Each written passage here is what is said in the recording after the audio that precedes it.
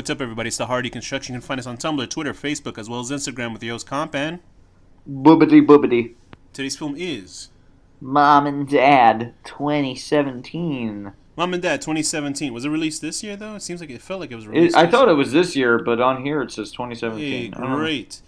The film was released January 19th, 2018. Okay, good. I don't know why it says 2017. It's stupid. Whatever. A teenage girl and her little brother must survive a wild 24 hours during which a mass hysteria of unknown origins causes parents to turn violently on their own kids. Directed by Brian Taylor, written by him as well, starring Nicolas Cage, Selma Blair, and Ann Winters. So why did you pick Wow. Mom and Dad? Because Nicolas Cage, and it's new. Are you really into like Nicolas Cage like that? I mean, I'm not like, I know he has like his crazy diehard fans, but I do always appreciate Nicolas Cage, yeah. Yeah, it's weird because like Cage has become sort of this weird phenomenon He's like where a people- cult figure. cult hero sort of thing where he's such an over actor that people want to see him every film that he does just so they can see his craziness. Yeah. I'm not really into that. Like, I don't think he's he's obviously a very talented actor, and I do appreciate that he does what he wants to do. Do you know what I mean? There's a moment in this film where you can see, oh, I know why he chose this movie. You know what I mean? Like the whole monologue when he breaks up his pool table, and he's talking about adulthood. That I was like, this is why. Oh, I love that part. I was like, this is why he chose this. But then again, when you think about him, you're like, no, he probably chose it because like he goes crazy in the movie.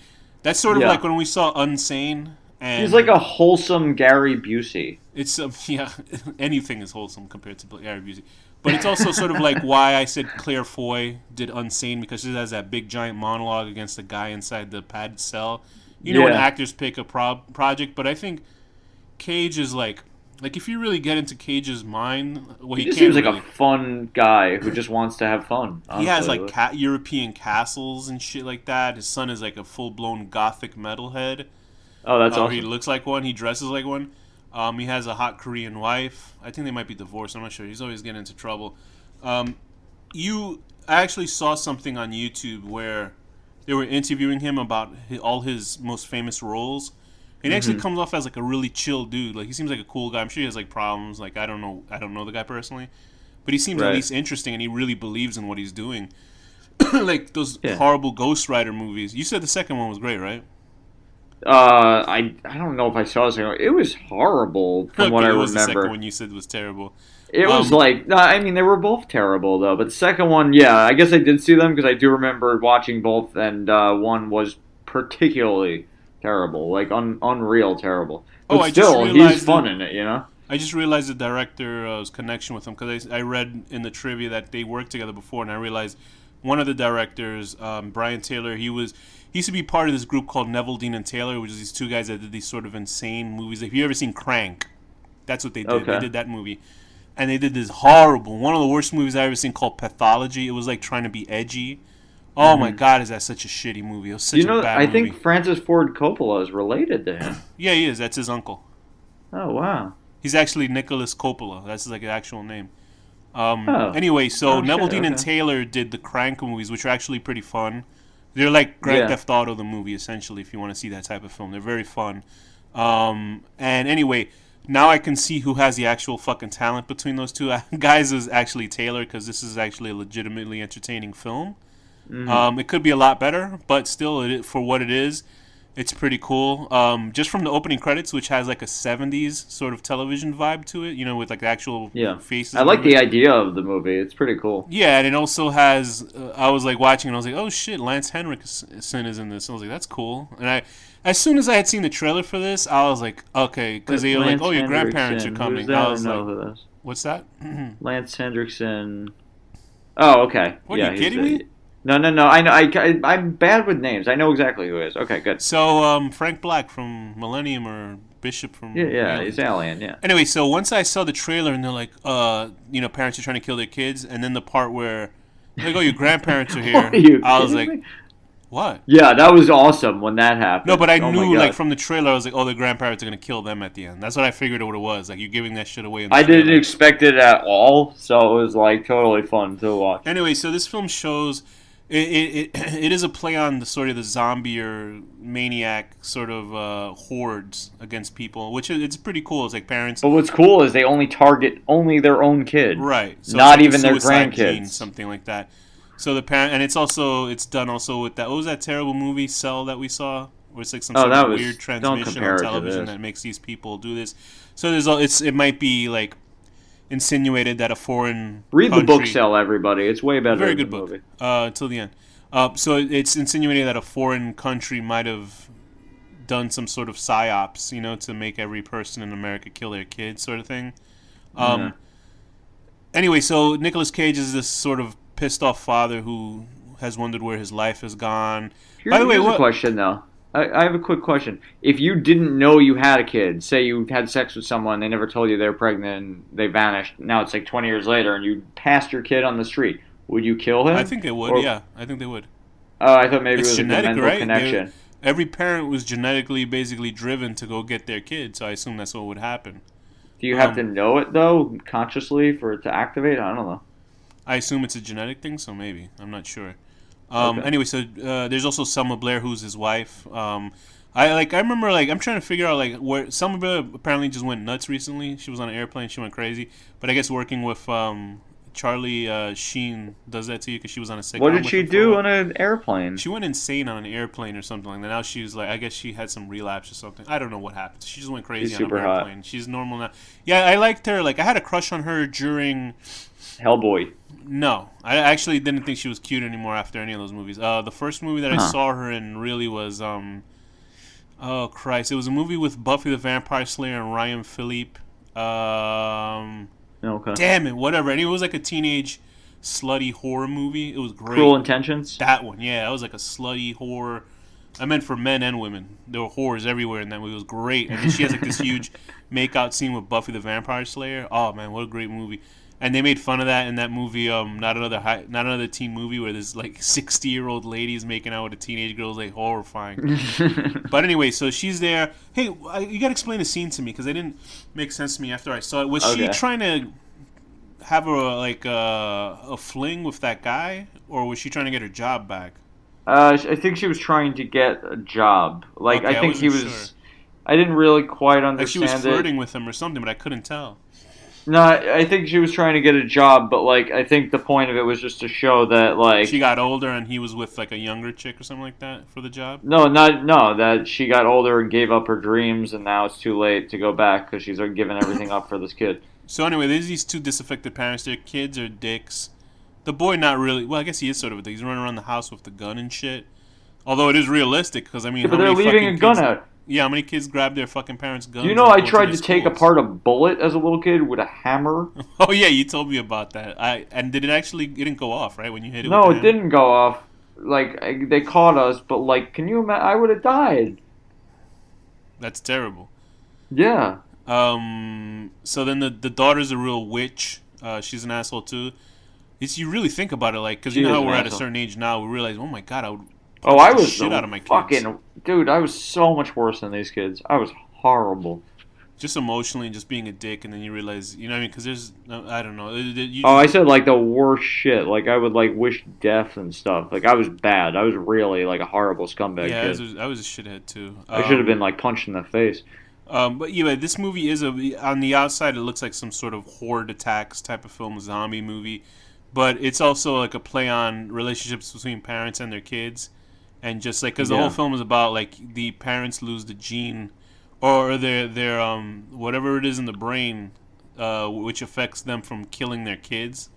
You know, the one where you decide not to hurt your kids. That's taken away. And but that doesn't mean you're going to automatically want to kill them. It just means you maybe don't have the urge to protect them. Yeah. So this film, and then there's also the main girl. What is her name? She is played by. Let me see. That is. Carly Ann Winters. Ann Winters. She has a boyfriend in the movie. What the fuck? Why is my IMDb so huge? Played by Robert T. Cunningham. He's playing a character named Damon. He seems like a nice guy. He accidentally kills his father. There's also, so we're basically following these two kids. I thought it would be a lot more in the film. They sort of just go into the basement for a while and that's it. Yeah. There's a lot of flashbacks. The movie's a little long.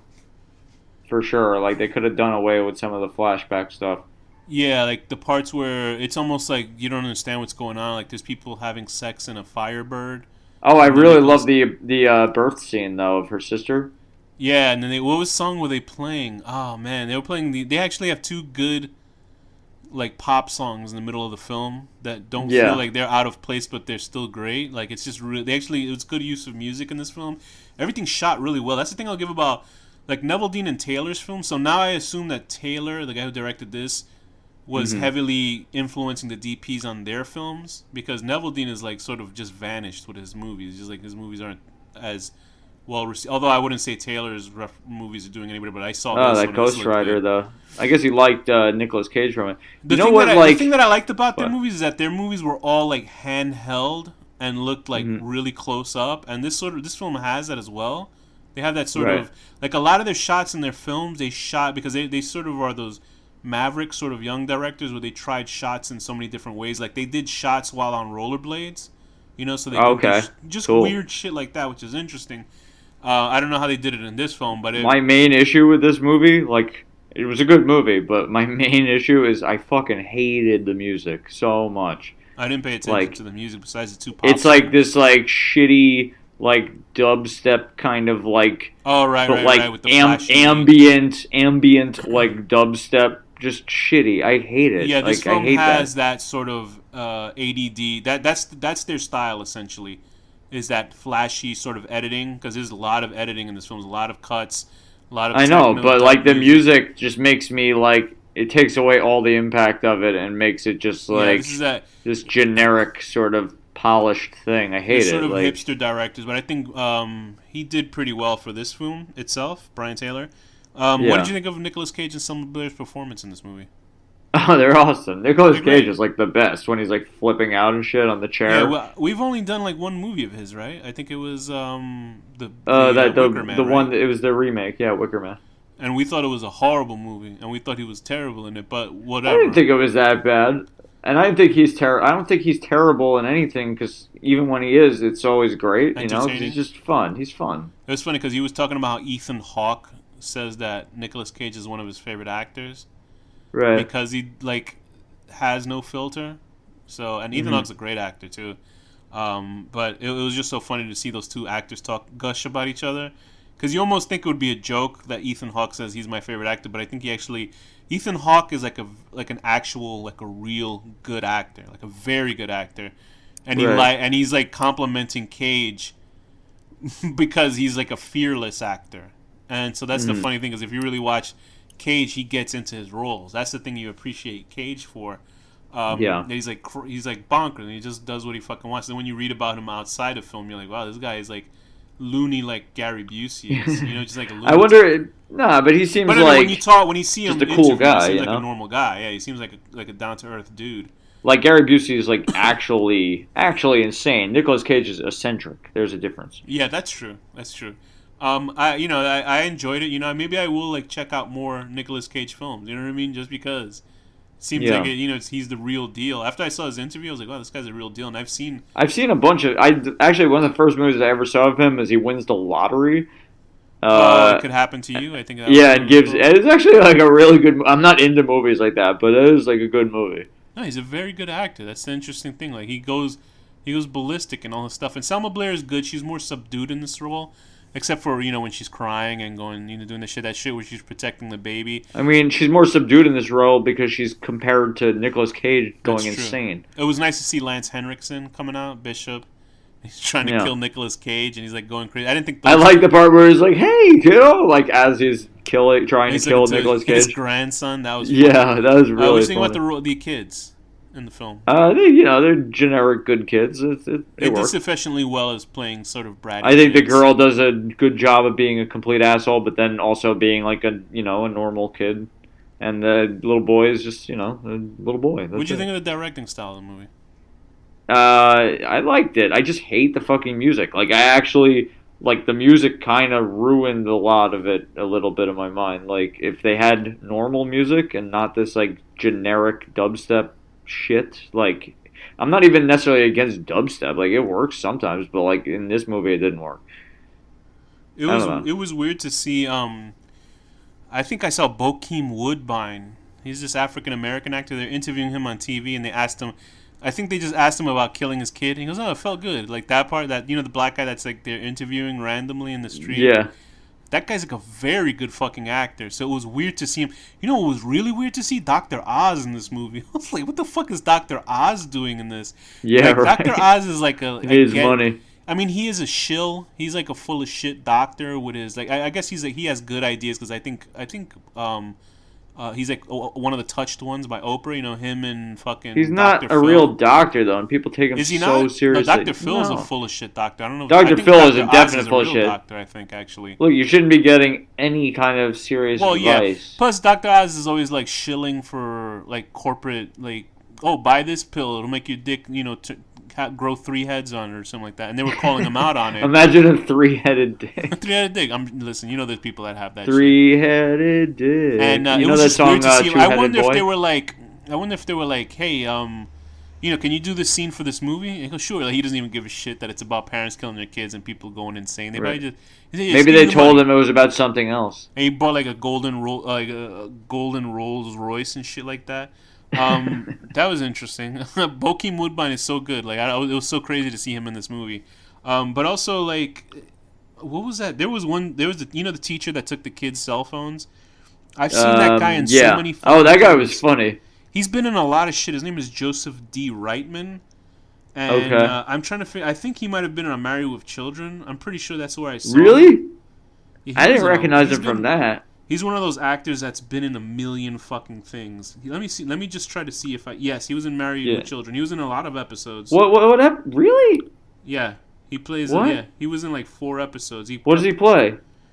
He kept playing a character named brother or something. He kept playing a character named Genghis. I guess like as in Genghis Khan. But it's funny. What drives me crazy that apparently Genghis Khan. The way you're supposed to pronounce it is Genghis. Really? Yeah. Apparently, according to this, there's an amazing podcast that you should get into because I know you're going to get into podcasts because you're going to move to a third world country. I'm not moving to a third world country. It's called Hardcore History with Dan Carlin, who I think was actually I've heard of that. A brother or cousin to the late great George Carlin, and he says Genghis Khan, and he's like a real like knowledgeable guy about history, so you can't really question it. But yeah, this guy, the teacher in this, played like a couple of characters. I think he played Joseph D. Reitman. Yeah, and then also, let me see if that was right. Oh, he was in that Lady in the Water movie. Was he? I never saw it. Was it the M. Night Shyamalan movie? It's like, I don't know how I feel about it. I saw it in theaters, actually. Did you see it?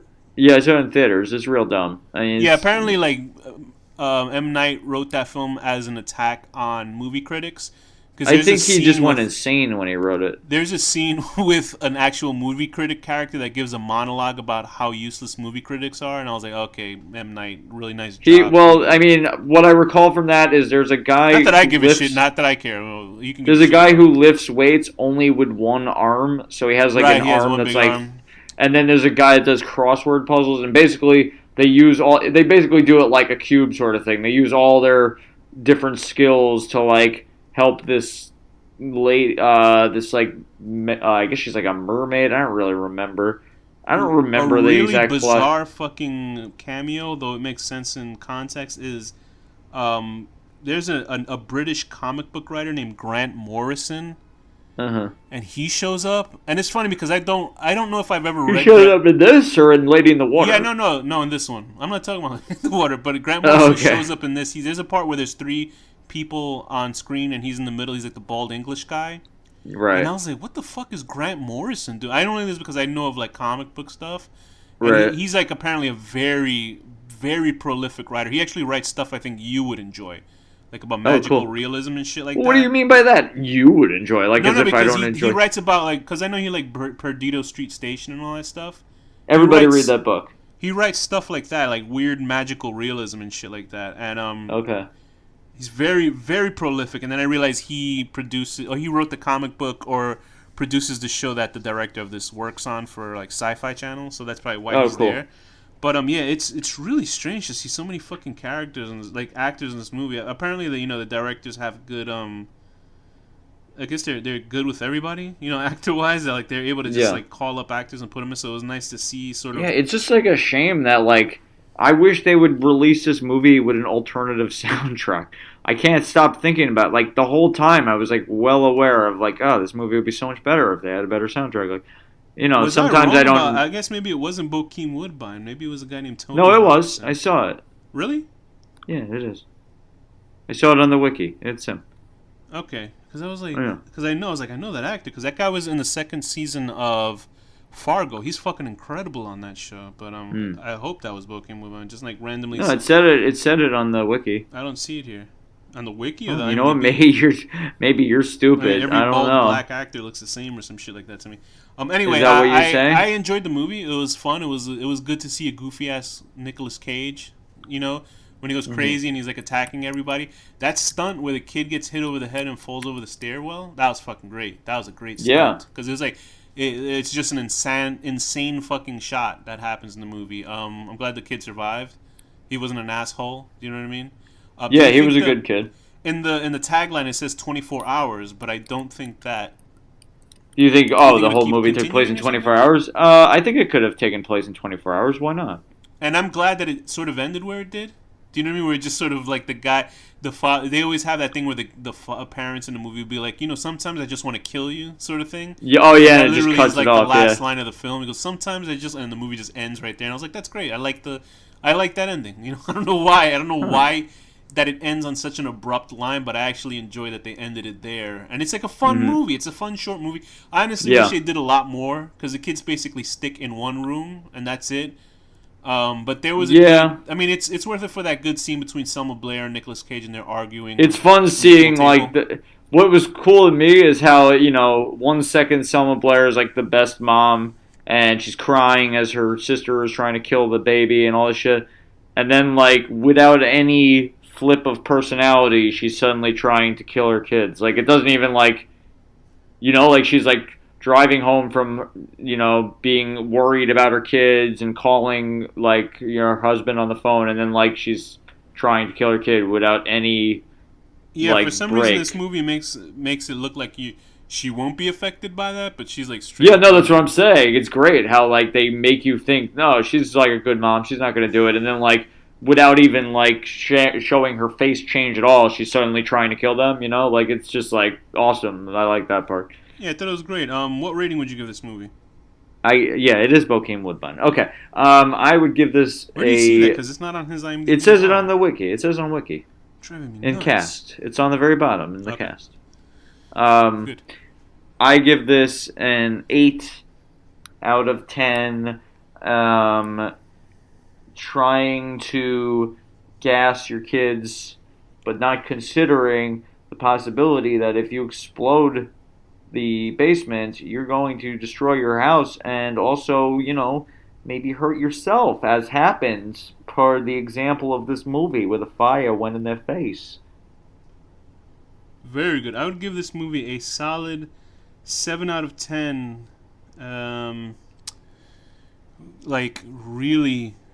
Really making a beautiful pool table and then just destroying it because, just to prove a point, I guess.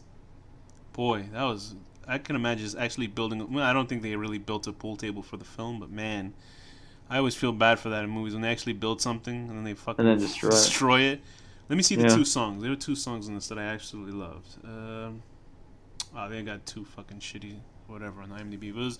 I think one of them was the guys that sang West End Girls. I'm pretty sure. I'm not sure. Okay. Or maybe not. Whatever. It was 2 really good songs that I cannot name off the top of my head. Anyway, with that, Danny, what's the final word? Super Smash Brothers Melee.